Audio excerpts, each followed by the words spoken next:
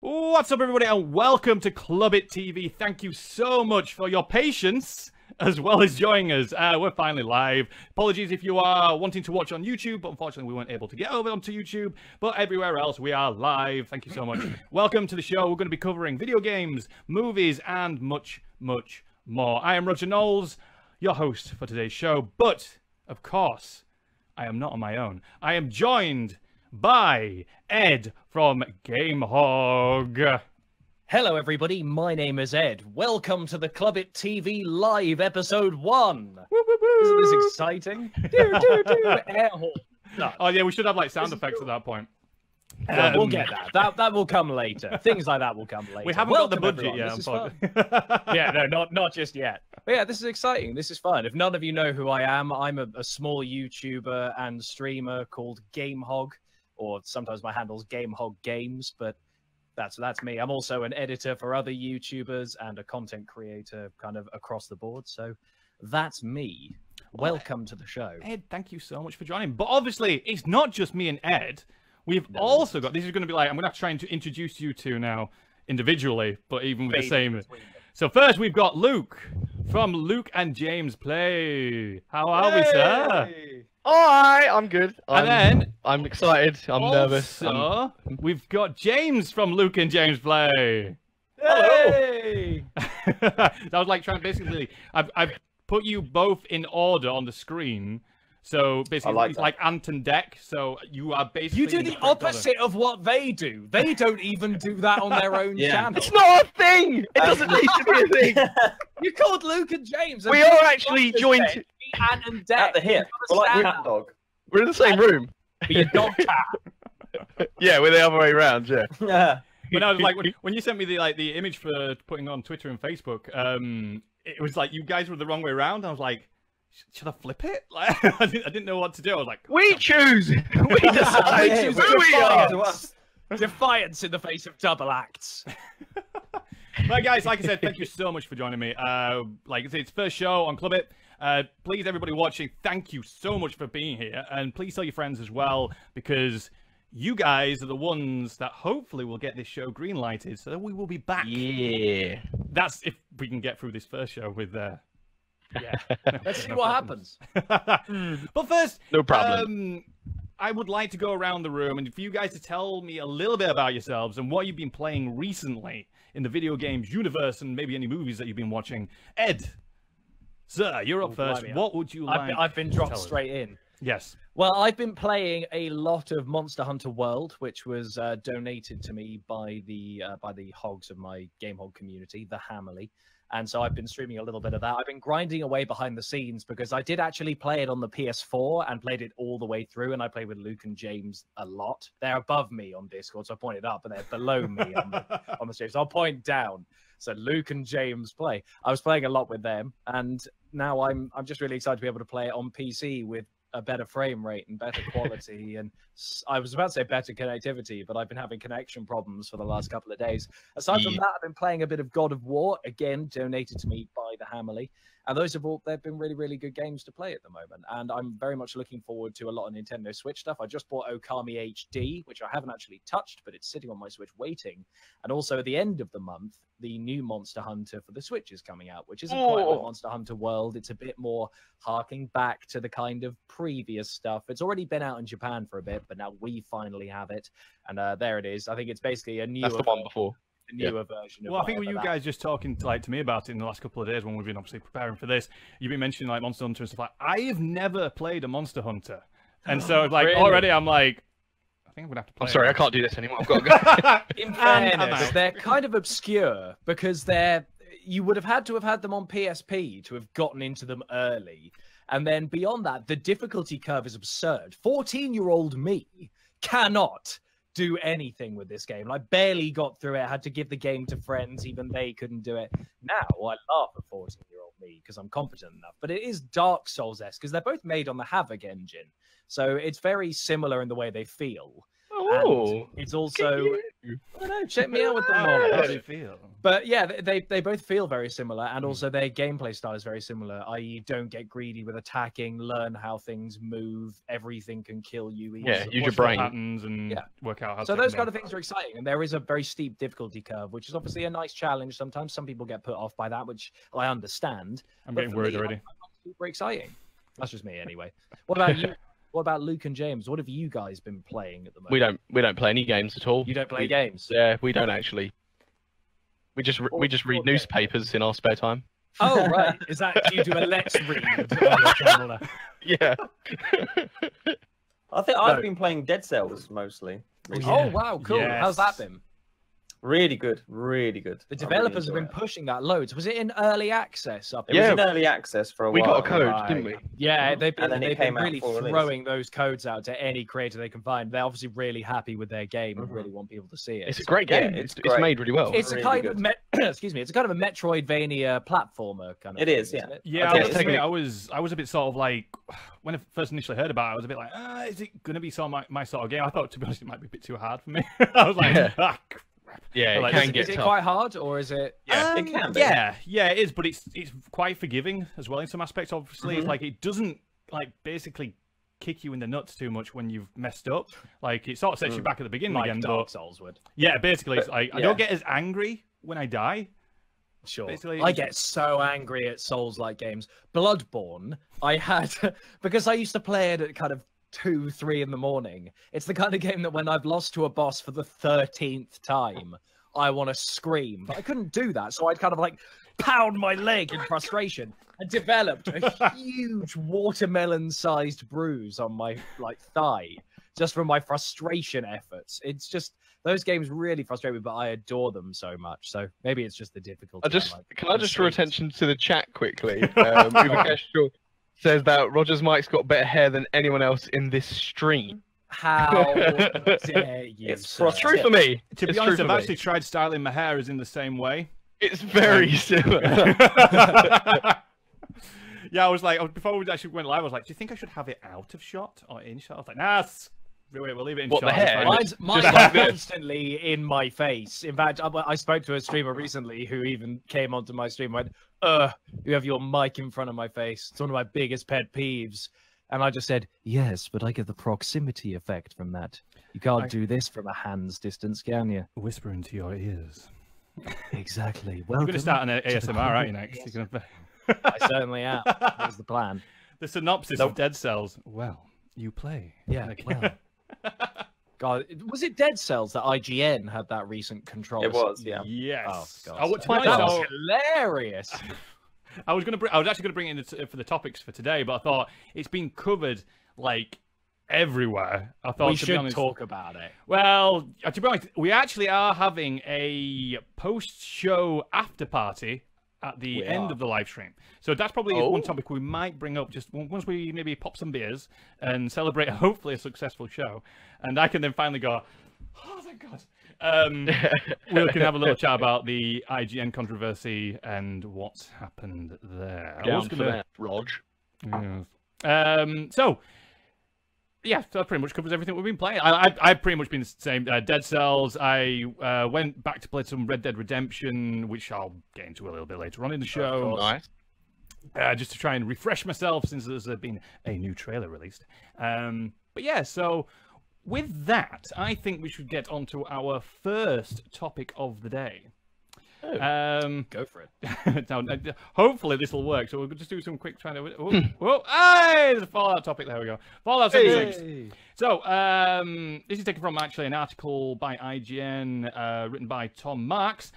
Studio director Todd Howard confirmed that Fallout 76 will have private servers that allow custom mods. Howard said, "It's a complicated problem, but one that we are 100% committed to solving."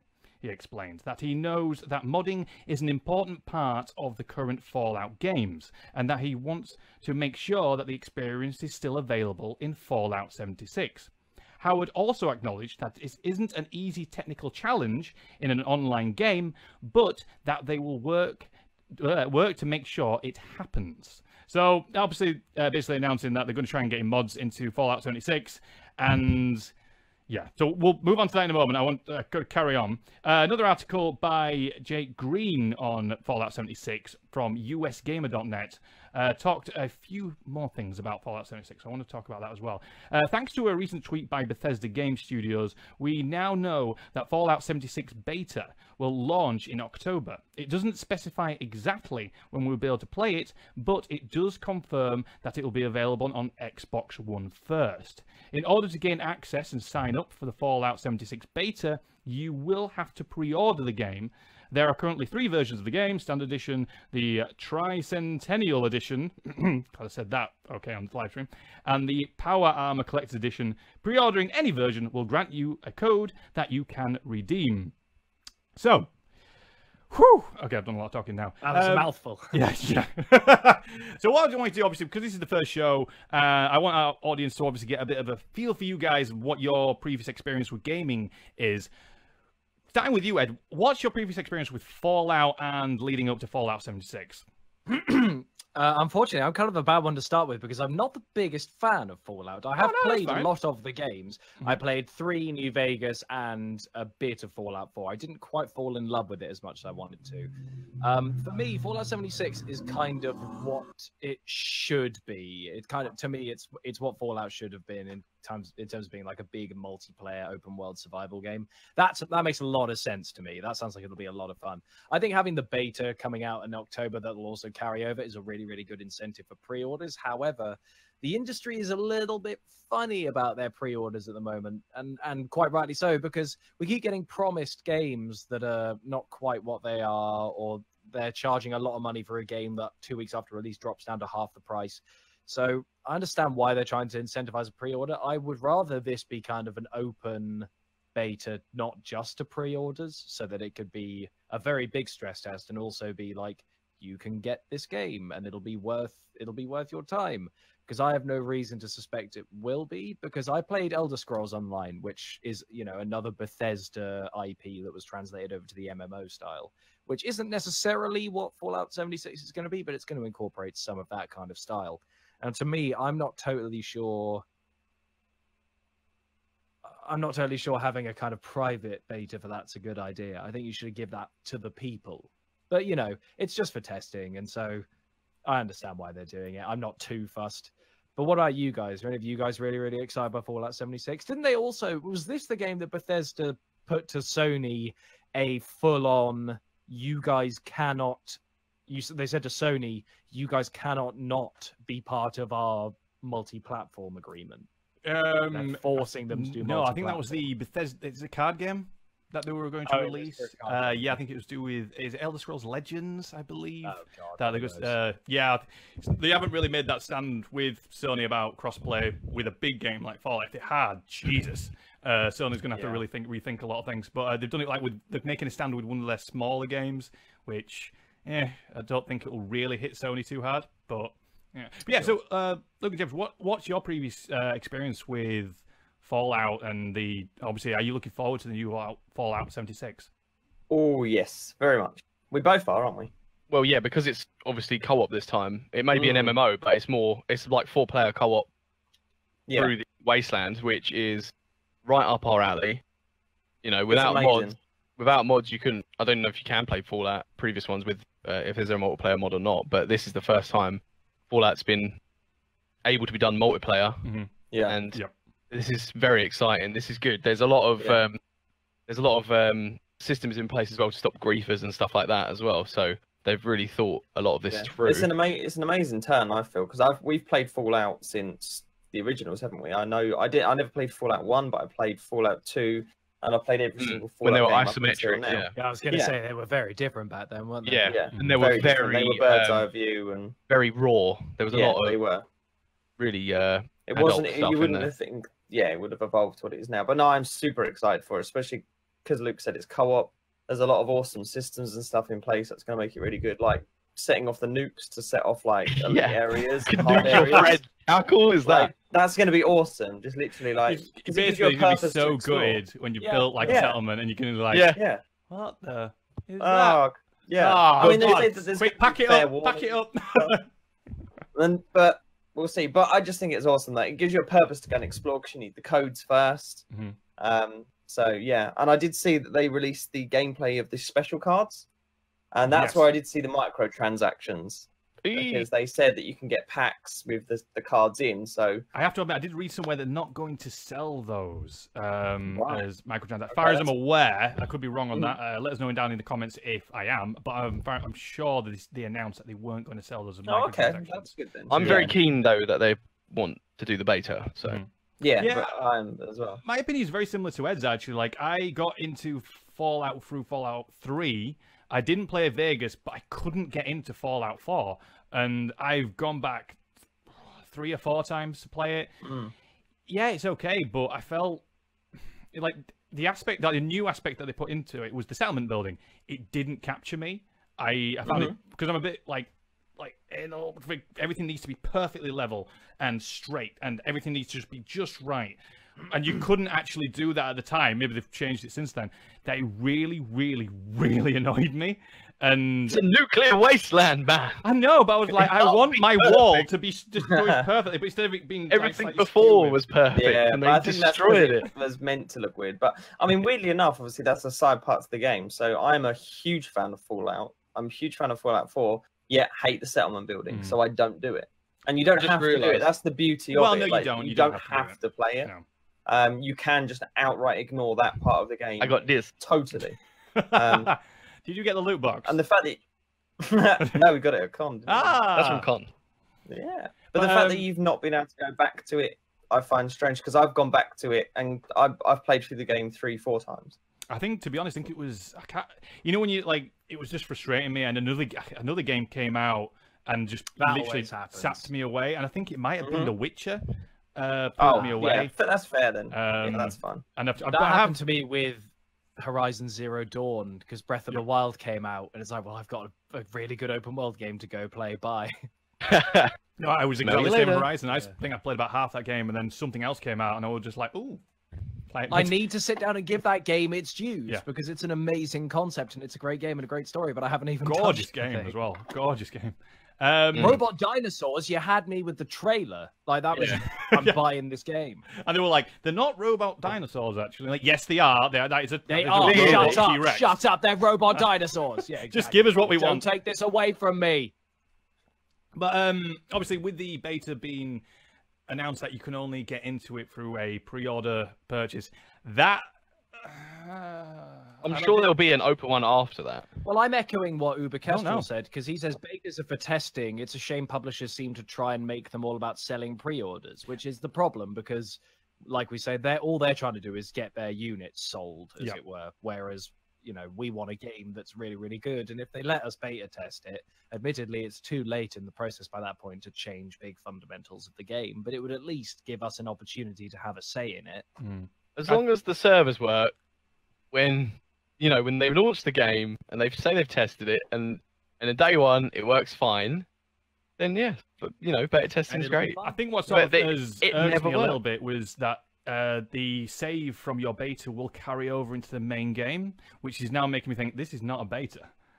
This is but it might be like a level cap of like 2 or something but crazy. It's also an opportunity for people to get too high a level too quickly by the time it's generally released. Yeah, but there's always going to be people like Jim who will just sit and play the game non-stop, no sleep, for maybe 3 or 4 days solid, and be ahead of everyone. Like Monster Hunter World. Monster Hunter World. Exactly. For those of you who don't know Jim, the day this came out, from midnight of release, you had a digital copy. I think you stayed up for 4 days straight. Or something. I did a 24-hour stream, then did 6 hours on the end of that, then went to bed for like a couple of hours, then played it for like a solid 18 hours again. I logged 122 hours in the first So you've week. got no chance against people like Jim. By the time Luke and I got back on, he had killed the final boss of the game so many times that he had armor made of it. He had made this thing into clothing.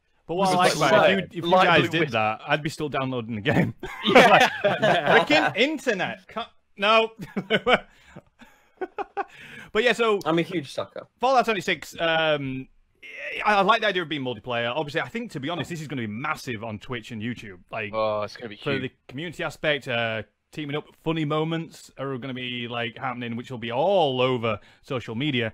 And I think it is a good move by Bethesda to make Fallout multiplayer, because it is like, I think, Luke, you said, didn't you, about multiplayer within Fallout? It's what a lot of people have been crying out for a long time. And Fallout 4 is still a thing. It's still being played, still very popular. So they're not stepping on their previous game's toes in any way. This is like Fallout, but it's different. And so you can still play Fallout. Go play Fallout 4. It's still great. It's massive, huge. But then if you want to go play with your mates, we've got Fallout 76 to play. It is a smart move. I just don't like this pre-ordering aspect. It's just... Nah, I don't know. I think they need to just hand it out to everybody and say, listen, play our game. Like, if you're unsure about the multiplayer, here, just play it. Like, go for it. Well, there's a flip side to that, just quickly, with the pre-orders. If they just opened it right off the bat to everyone, then surely that would just flood the system. It's a way for them to gate people getting into it, stop it overloading it. Obviously, the early stages, they might only have, like, say, one server online or whatever. I don't know how it works. Right. Do you know what I mean? So, all right, they could be like, do a competition or whatever, and you just let 1,000 people have keys. But staggering whatever does help, Yeah, so that's probably just... Yeah, I like to be neutral in these situations. I just like to try and sit on the fence and see both sides of it. Admittedly, the first week of this game, the servers are going to be... Oh, massively. They are, Massive. Beep, by the way, like, beep. Well, the whole game is going to be, because as Uber Kestrel has just said, I just saw it's a Bethesda game. That's true. Buggy. It's like bugs everywhere. If there wasn't any bugs, we'd be like, who developed it again? What's going on? You didn't do it, did you? Do you remember the dragons flying backwards in Skyrim? That was hilarious. It was that's what I mean. That's a like good the moment. Just NPCs like up to their shoulders in the ground, just like trying to walk, and it's like, oh, Bethesda. I saw a guy get his feet stuck in the head of a horse, somersault like a Catherine wheel through the horse's head, and then catapult into the sky to never be seen again. But because we're used to it, we are all like, oh, that was pretty cool. You know, bless you. You're all right. Don't worry about it. But anyway, so that's Fallout 76, guys. I wanted to obviously bring that up on the show and get your opinions on the Fallout franchise, and get everybody in the audience informed of what do you guys think in the chat? You let us know down what you think of. Are you looking forward to Fallout 76? Has anybody pre-ordered yet? Please. Yeah, you guys in line. Jabron. Can we get a multiplayer Thomas the Tank Engine mod for Fallout 76, please? Done. I'll be down. It's gonna happen. We'll start a live campaign. We'll move on to the next topic. Obviously, with Clubit, we're covering multiple areas of geekiness, video games, movies, and much, much more. The one area what I wanted to bring up, actually, is news that got released on Monday, which is quite sad news. I'm a big fan of wrestling, especially in the late 80s and early 90s. And unfortunately, very sad news that Jim the Anvil Neidhart passed away on Monday, and that was announced on WWE's Twitter page. If you don't know who Jim the Anvil Neidhart was, he was a reasonably big wrestler in the 80s and 90s. He teamed up with Bret the Hitman Hart to form the Hart Foundation, and they won I believe they won the tag teams championship. Yeah, they won the WWE Tag Team Championships. Twice. Established. I know they were definitely won once. I don't know if Jim actually won it with somebody else. I can't really remember. But actually, the Hart Foundation was one of the first teams that I watched in wrestling when I was like 3 years old. My brother was quite into it, and sort of like, obviously with you, an older brother, it passes on to you a little bit what they like. And he got bought, I think it was Christmas or his birthday one year, SummerSlam 89, and I literally, and I've still got that VHS tape. How it's not burnt out, I have no idea, because like I didn't have access to Sky or anything when I was younger, so I just kept rewatching it over and over and over again. And one of the matches on there was the Hart Foundations versus the Brainbusters, and it was just they were instantly a classic tag team. You had the excellence of execution of Bret the Hitman Hart, and then the powerhouse of Jim, who actually he was a big guy as well. He was not small, and he was so freaking nimble. Like, he'd go over the top rope and do all the moves which we now, if you're a WWE fan, take for granted. Back then, it was like he'd come over the top rope, and you'd be like, Jesus, that guy can fly. But the big fella. Yeah, and it was the perfect tag team. And sadly, obviously, they announced that he passed away at the age of 63. I wanted to bring that up because I'm a big wrestling fan. That's him there. Luke got up on his screen there. He was awesome. He was so charismatic. If you ever get a chance, and if you're into wrestling, if you've never watched the documentary on Bret the Hitman Hart, it's about him, but it does pull in a lot of how Jim influenced Bret and how he helped him in his early career. Jim was very much the charismatic one on the camera, where Bret was very shy and didn't know how to talk. He was very good in the ring, but he just couldn't talk on the mic. And Jim would actually do all that for him and talk and really loud, and it was just an amazing wrestler. And unfortunately, he actually married Bret's sister and actually joined the Hart family and was trained by Bret the Hitman Hart's father. So unfortunately, the Hart family have lost another member of their family, which is very, very sad. So I just wanted to bring that up on the show, and our thoughts go out to him and his family. Absolutely. Bit of sad news I wanted to bring up, but I wanted to bring that up on the show. So anyway, on to our third topic of the show. Last week, Rockstar Games released a brand new and first, if I'm thinking correctly. What was that really small? I don't know if you've heard announcement. Of it. It's a really tiny game. It's a bit niche. It's a bit niche. That was they released a gameplay official trailer of Red Dead Redemption 2. Woo! I love sorry. So I was just saying, did I have notes on that? I have a revolver. I mean, no. So, so that got released. It was a bit of a weird announcement because it was like up on social that, in like 24 hours time, we're going to show our trailer. They didn't really build up to it overly. They just dropped it. Yeah, it was, which was great. Mic drop, wasn't it? It was like, by the way, 24 hours, you're not going to be doing anything else for about 6 minutes. So, obviously, guys, a bit like the Fallout series, I want to talk to you guys about Red Dead Redemption and what your previous experiences with it, and are you looking forward to the sequel/prequel of Red Dead Redemption 2? Ed, I'm going to look in the right direction here. Over to you. Thanks. I'm going to be a rain on the parade again. No, I'm not. And I'll explain why. I did play Red Dead Redemption 1. I really, really loved the multiplayer. The only bit I enjoyed. I have this general problem with Rockstar games in general, and this will put a lot of people off my opinions. I think their heads are so up their own arse with the story, and people give them way too much credit, where they're just kind of like fine, and the gameplay around it's really like padded out and mundane. That's just for me. I find the fun of things like GTA or Red Dead Redemption are in an online atmosphere where you're playing with other players. So all these very kind of color graded and ultra bloomed cinematic trailers are all nice and well, and they look very pretty. But I want to know about the multiplayer. Is the multiplayer a good big open world? Is it a big map? Can I do stuff with my friends that's going to be fun? And is it actually going to encourage me to want to do that?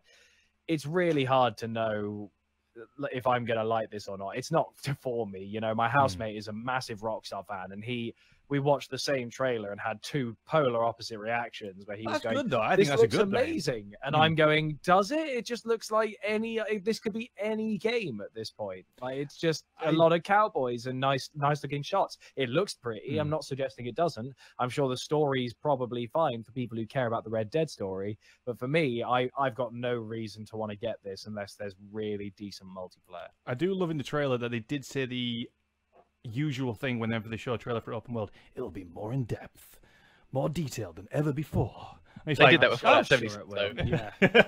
You sort of go, oh yeah, more that's usual.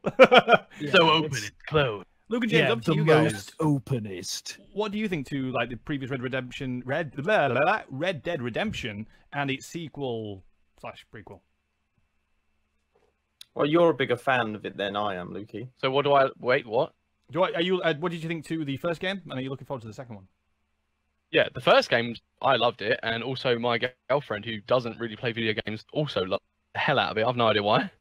I know I personally think it's a great game, and she also loved it. So something about the story spoke to her, I think. But I think because obviously the character Bonnie's in it, and she's quite a powerful character that John Marsden. So I think that may be why. I don't know why women like video games. They're crazy. But yeah, the sequel, because it is a sequel. I'm looking forward to it massively. It's a sequel prequel because it is set before Red Dead Redemption. John Marsden's actually in it. We just obviously I don't think he's playable. Like they've shown him in one of the previous trailers. It's set like when the Wild West is coming to an end. So so it's prequel. Prequel, yeah, yeah. But James, what do you think? Did you get on? We'll move past that. Moving on. No, I mean, it is set in the same sort of area. It's just as that John Marsden was in it, as that they were sort of revolutionizing it with like steam engines and all that sort of stuff. So, but I'm quite excited by it. I'm not like a huge fan, so like I'm not like it's not that something that I'm like following every bit of news on, but it's something I will buy and I will enjoy because as much as they're just saying, obviously with things like Grand Theft Auto and stuff like that, that they're only fun online. I really enjoy the single player. Like with Grand Theft Auto, I literally completed the entire storyline before even bothering with the online. I know it came out a little bit after the release, but I still hadn't finished the main story, so I finished it before jumping into the multiplayer because I enjoyed it that much. And you're allergic to sleep. Yeah, and it's just like the detail that goes into those games. It's a full-on living, breathing world. They're amazing. And I love it. Yeah, I think, actually, my opinion is actually kind of a bit of a combination of all yours guys, actually. Except Ed. Like, I liked Red Dead Redemption. It was, I think, because I love Westerns, and that's kind of an influence from my granddad. I did a live stream of Red Dead Redemption and actually had a bit of a long talk about this on my live stream. And he was when I was younger, I used to go around to his on a Saturday, and he'd put on a lot of John Wayne films and things like that. So when Red Dead Redemption came out, it kind of brought back a lot of emotion of remembering that of him. Sadly, he's no longer with us anymore, but it kind of brought back those feelings again. And I think the game was I enjoyed the game a lot, but I think it connected with me because of that experience. And I remember thinking when I was playing it, if he was still alive and he liked video games, he probably would have loved this game, or at least like to have watched me play it. Because he'd have just been fascinated that he could have almost created his own cowboy story. And so when I saw the trailer for this drop, I was I had that sort of emotion again. And I think as much as obviously I'm looking forward to the game, I'm looking forward to that experience. Yeah, of feeling that again. And yeah, so I am looking forward to the game. I'm maybe not as hyped as I am about a few other games that are coming out in the next 6 months. But multiplayer-wise, I'm a bit like James on this one. I kind of completed the main story and then sort of dabbled a little bit with the multiplayer. It didn't overly pull me in. Previous Rockstar games such as Grand Theft Auto, again, a bit like Fallout 4, I enjoyed the latest Grand Theft Auto, but it didn't hold me for long. The online was great fun because I'd spend 10 minutes of just pissing about. And the online is the essence of Grand Theft Auto. It's going and dicking about and screwing about and killing your friends and strangers. Going around and killing a computer character, there's no payoff to that. Going off and killing someone else's character, who when you kill them, you ruin their day a bit. That to me has way more incentive to it. I'd much rather do that. Yeah. So that to me is way more fun. And then I find their tone very mixed because they try and make you take their story really seriously and will then call their internet cafe something like twat. And so it's I don't understand. You can't have your cake and... I think it blends really well. Well, they're trying to really get close to the, realism without getting sued constantly. Uber's comment on Twitch says, so the conclusion of the discussion is that Ed is a terrible person. Yeah, pretty much. It didn't take him long to figure that out, did it? Ed likes to ruin people's days. Hey, listen, don't go with the grain, just... Yeah. But, make people hate you. That's why we like it. The online of Grand Theft Auto, though, does create those moments of just that was freaking awesome. Funny, just great funny moments. I own a Mini. And I was as soon as obviously they had the new Mini. So I have the new Mini, but basically they have that sort of style of car in the game. So I was I'm buying a Mini. That's what I'm going to have. And I bought it, and then my mate was absolutely terrible at driving in the game. So we were pissing about, having a laugh. And I said, right, I'm just going to go make a cup of tea. I'll be back in a minute. Talk to you a second. I'm going to leave you in my car. Went off, came back, and somehow he'd crumpled it up that much. It was literally half the size. And you could still drive it. It was the most amazing thing I have ever seen. I was just like, how is this not blown up? He's like, I don't know what happened. I was gone for like less than 5 minutes. What have you been doing? Well, you know, there was a cliff and then there was a police. Just like, it's just one of those moments of just like, you forever hold it within your video game memory of great moments of just like, what the? There's something really fun about going up in a helicopter with your mate, jumping out, and then rocket launching it from midair so that they die. Oh, that's some of the evenings I've spent on Grand Theft Auto Online. Just you was flying it. Wait, what? You spawn, and then you go, where are you? Baff, and then it's just spawning and hide and seek of murder within a very small vicinity. It's amazing fun. And also, you know, hitting someone so hard with the car that you send them into orbit, that kind of thing. Like, that kind of stuff makes it really, really fun. Yeah, it'd be interesting to see what they do with the multiplayer of Red Dead. I hope they do. Because multiplayer of 1 was good. I really enjoyed it. I liked playing it with a group of mates or going around and doing missions together, because doing missions in things like GTA or Red Dead is kind of solitary and dull to me. I like the idea of doing it with my chums. I would like, obviously, I don't think they will, but it would be nice to do a co-op aspect of the game and actually sort of play it a lot, play the main story, but play it with a mate. And I guess we're starting to fall into Fallout 76 sort of area now, but it's like something like that. That would be nice as a multiplayer aspect to it. I agree. Halo games used to be very good at that. You used to be able to play the entire campaign. Yes, you could, players, and there was a lot of incentive to do that, because when I first got the games, all my friends had played it all the way through several times, and they were bored of it. So they took me through, and we went and found all the secrets and stuff. So I completed it 100% on my first playthrough. And I would like the ability to do that in this, like you suggested, Roger. I think that'd be a really, really good idea. Being able to get like a crew of you. Yeah, so I mean, like for those guys, we're like going to go and like, right, we're going to be a band of bandits, and we're going to just go terrorize everybody, but also experience an actual story. Yeah, that would be really, really cool. I'd play that. But we'll see. Obviously, there's going to be more announcements of Red Dead Redemption 2. This was part 1 that got released. They're apparently going to discuss Deadeye mode again, which doesn't look any different. Who cares? That trailer, they were like. It's like when FIFA go, now we've got a physics engine. In our next trailer, in FIFA, we're going to talk about the football. Like, exactly. Round. Oh. Yeah, wow. I'm glad they now you like that. Kick the ball.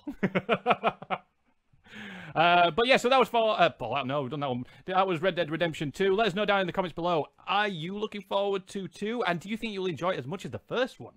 I'm a bit like that. Right on. Yes. I'm a bit like that. I'm leaning more towards I don't give a sod, but I'm hoping it'll prove me wrong, and I'm gonna get it regardless. I'm gonna get it regardless. But I love the first one. The first one was great. I'm hoping it'll impress me. Like, no spoilers at the end, but I nearly cried at the end. I was just like, why? Why, people? I mean, tough end. Tough end. Sure. I literally reloaded that end bit like 10 times, thinking I can get him out of this situation. Like, you know, there must be something you just here. Watch. Yeah, it's just like, I've only got 7 bullets in my revolver. Like, I'll take all 15 of them down. But by the end of it, just throwing the gun. But yeah. So anyway, on to our last topic of the live stream. A bit of movie news. No plans for an Obi-Wan Kenobi movie. So, an article on IGN by Joe Scrabbles. Ewan McGregor says there were going to be no plans for an Obi-Wan Kenobi movie starring him. Ewan McGregor has once again said that he'd like to return to the role of Obi-Wan Kenobi, but says he knows of no plans to make a spin-off film starring the character, despite earlier reports. Speaking on The View, the actor said, "I would totally do it, of course. There's no plans as such to do it, as far as I know." Reports earlier this year suggested Obi-Wan movie was in the works, set between Revenge of the Sith and A New Hope, with Obi-Wan in exile on Tatooine. That could make Obi-Wan significantly older than McGregor, which could account for why McGregor's heard nothing. McGregor himself suggested that the point in the series of storyline would be a good place for an Obi-Wan film, and suggested that perhaps another actor could take the role to the account for the time difference. He said, there must be a good story to tell as they're doing spin-offs. There's likely to be a good Obi-Wan between me and Alec Guinness in that time.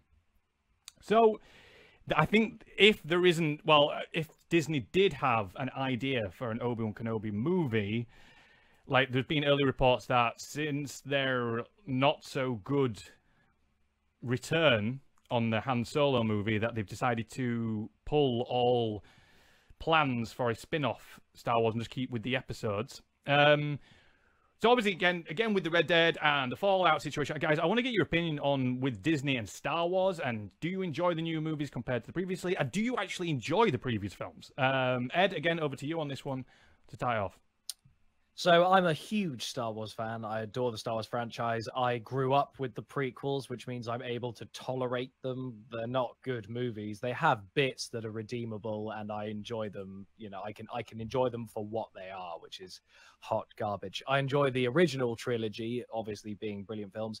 I adored The Force Awakens, and I kind of don't have an opinion on The Last Jedi. I've seen it multiple times now. I saw it 3 times in the cinema, and it's got some really questionable moments, but it's, you know, it's generally a fairly all right movie. I think the third one will kind of make it all make a bit more sense. Yeah. That's what I'd like to think, because at the moment, the way it sits is kind of unusual. And whereas with episode 5, that could stand alone as its own movie, whereas this one kind of can, kind of can't.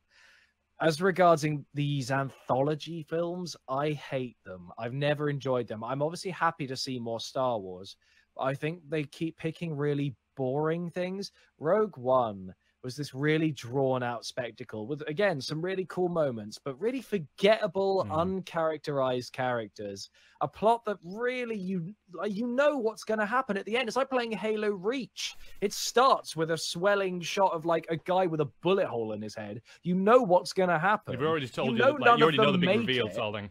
Yeah, so it's, I didn't really understand it. It's super forgettable, as Rusty S18 has just said in the chat. It's by no means a shitty movie. Sorry for the swear there. But it's by no means completely dreadful. But it's not a very exciting movie. I haven't bothered with the Han Solo movie because you don't need one, and therefore I don't want to support one. I've heard it's got loads of problems. I've heard it's all right from some people saying it's not as bad as I thought it would be, but that's not good enough for me. Make a good Star Wars movie. So I don't care that they're not making a new Obi-Wan movie. What's he going to be doing? He's in exile on a desert planet. Listen, sand gets everywhere. Okay, you know. I mean, it really does. It's coarse, it's rough. But I don't think we need one. All the exciting stuff that happened with Obi-Wan Kenobi's character is discussed in Rebels. You see him take on Darth Maul again, and it's really cool. Leave that to Rebels. Rebels does a good job with telling extra canon stuff. Focus on the episodes. Keep those good. Stop trying to expand the lore by oversaturating it. On the other hand, it would be cool to see, you know, Ewan McGregor reprise the role, and I'll be interested to see what they did with it if they did make a movie. But again, the problem with these is we just don't need them, and I don't want them. Go away. So that's how I feel about the anthology movies. Adore the mainline movies. Wasn't too hot on Last Jedi, but I don't hate it as much as other people. Don't want the anthology movies. Luke, what's your opinion on the Star Wars films and Disney's current situation with them? Oh, we can't hear you. Luke, I think we've lost you, Luke. Sorry. Yeah, so I like movies for the journey they take you on. I'm not really too fussed if I know the end. Like, you know, with Rogue One, you know what's happening. I just like I like to just let it take me where it wants me to go and follow the ride, if you know what I mean. So fair enough, yeah. You know, and you get to sort of feel what those people were feeling, you know, when that was happening to them, because it's not good what happens in Rogue One. And obviously, I'm not gonna go into the new 3 that everyone hates, because obviously everyone hates them because they're not the older 3. Yeah. I grew up with the older ones. I get muddled up with the numbers and stuff because I'm stupid. But basically, I watched those when I was really young, and I just watched one of them over and over again, the one with the Rancor in it. Return of the Jedi. That's the Rancor. Thank you. Just constantly. So I thought that was the only one for a long time. But yeah, and also with the Last Jedi, the most recent one, I actually fell asleep at the most important part when Rey and someone else have a little fight. It's really important, obviously. That's the best bit. Yeah, exactly. The bit, the whole. In the movie. Yeah, I'm aware. I was like, what? Wait, what? That happened? What? I was like, I was there with someone. They told me that happened, and I missed it. So obviously I watched it again. But yeah, I just like the journey they take. I love just being put in that universe and being part of. Let it like being able to sit back and watch history happen. You know, just like, oh, cool. Like you go back in time. Yeah, exactly. The galaxy. Very far away. Yeah, exactly. So, James, what's your take on Star Wars? And obviously with Obi-Wan Kenobi not getting a movie. Yeah, I'm detached from Star Wars. I like it, and I'll watch it if it's on. I've watched them all at least once, but it's not something that I've been fanatical about. It's nothing that holds a place in my heart or anything like that. Like, I'm not that fussed. I like them, but I've never followed them, so I've not seen any of the new ones. And I don't know. I feel that it's probably not a good idea to do it because it already feels like they've stretched it out too much as it is. Yeah. So then trying to pull out stories that have already stretched out stories isn't going to work. I think make new ones entirely. I think one of the main problems. I think I'm guessing which could have been a problem with the Han Solo film. I saw the Han Solo film. I personally enjoyed it more over The Last Jedi. I liked how they took a different approach with The Last Jedi. It wasn't the traditional sort of ebb and flow of what Star Wars films usually go in, and I can appreciate that. It wasn't my favourite. I enjoyed it. I thought the ending, like you said when you fell asleep, Luke, was probably the best bit. Yeah. There is certain Thanks for reminding me. There's certain plot holes in it which are a bit like. Yeah. When they're doing this like chasing in Last Jedi of the ships and stuff, and it's like, well, can't they just like hyperspace it out and then maybe come back in, get ahead of them, and then. Well, that's the thing is the latest film suddenly throws up loads of questions that never happened in the Star Wars universe, like the concept of fuel or effective ranges of cannons against shields, and whilst that sounds really nitpicky. They're really core parts of the story and why everything happens the way it happens. Yeah. And why Rey and what's her name, Rose, get sent off to some casino specifically. It's all so convoluted. Like, I enjoyed the film. Like, if you said, did you like it? I'd go, yeah. But it's got so many problems with it, on which most of the other ones just don't have. I mean, you can pick them apart in a lot of ways. I think that's the problem. I think with everybody on the internet, we're all critics, aren't we now? And so it's like we can literally go to the film and go, right, what am I not going to like about this one? And be very true. There with the notepad. Whereas there are loads of moments to praise. There are loads of bits that if you were following the storyline, admittedly, it is kind of fan bases that have ruined it for themselves. So with things like Film Theory or channels like Emergency Awesome or Stupendous Wave, these people who are always pumping out Star Wars content and theories and leaked information and stuff, when all of that stuff builds up your hype and expectations and none of it becomes true. I remember hearing from a friend who said that his uncle was one of the writers for Star Wars and that they said something along the lines of, oh yeah, it's going to be Luke is Rey's father. And it's like, right, okay. Well, now that isn't the case. So spoilers. But what? Just sleep through that as well. I personally, I like The Force Awakens. I thought it was such a strong start. I loved that movie, and a lot of people criticize it, saying, "Oh, it was just New Hope remashed again." Yeah, of course it was. You need to tread familiar ground with a new concept. It's like the new Pokemon games. Tread familiar ground with a new concept and do it well, and everyone's going to love it. And everyone did love it. It was a fun movie, directed and shot well, with great thought put into it, with great originality, mostly, obviously, aside from the natural derivative quality of it. But stop shitting on Force Awakens. It was really good, and I liked it. I thoroughly enjoyed it. About it. I thoroughly enjoyed the Han Solo film as well, because it was different enough. For me. Fun. Yes, it was entertaining. And I didn't see the Han Solo one. Do you get to see it, who shoots first? We won't go into it. There is actually a scene to do with that, but we won't go into it. But it isn't done to a point where it's cheesy either. That's the thing. That's what I liked about it. Oh, really? Yeah, it was done at a point where... anyway, someone's talking, someone gets shot, and you do like, ha ha ha! There you go, there we go. But kind of, and the actual director, I believe, turned around and said actually in how he's done the story, he did it that Han did actually shoot first. He ignores that in his eyes. But it was fun, it was entertaining, and I kind of feel bad because obviously they were going to do the trilogy on Han Solo, and to be honest, I want to hear and see more stories about Chewie and Han when they're like doing smuggling and having to deal with bounty hunters and shit like that, because that was cool. There's a throwaway line in episode 5 where Leia and Han are having an argument. And she says, like, you just turn up out of thin air. And Han says something along the lines of, yeah, well, that bounty hunter back on that planet really sorted that out for us. And I'm like, I want to see that. We're currently watching you talk in a snow base. I want a TV Let series. me see the bounty hunter fight. Exactly. That sounds awesome. Give me a Netflix series of Star Wars stuff, and I'll watch that. Yeah. I think that's a way better way of doing it than anthology movies. Leave movies to these chapters of the overall Skywalker story, and then tell a nuanced story where you can fit it over a grander scale, like they do with Rebels, and make a Netflix series or an absent series, I think or a Disney series because they're starting their own streaming platform. So that's segue. Maybe that's where they'll go with it. I think. Well, they are doing a live action TV series, are they? Star Wars. Do they confirm that that's the case? As far as I'm aware, again, I've read it somewhere. I thought I'd read cool. something like that, but I couldn't be sure if that was one of those speculations. So it would be good. I would love it if they actually took the actors from the Han Solo film and actually then did another story with, even if it was only like a 4-parter, like an hour long each, like like they do with Sherlock, where they do like 3 episodes. Something like that would be really, really cool. And to be honest, it's like I have to admit the best character and the actor, I've got his name now, in Han Solo was Lando Calrissian. Oh my god. Childish Gambino. It was amazing. He literally stole every single scene. I was just like, that's Lando. You don't actually see him first, you hear him. Isn't it Danny Glover or Daniel Glover? Donald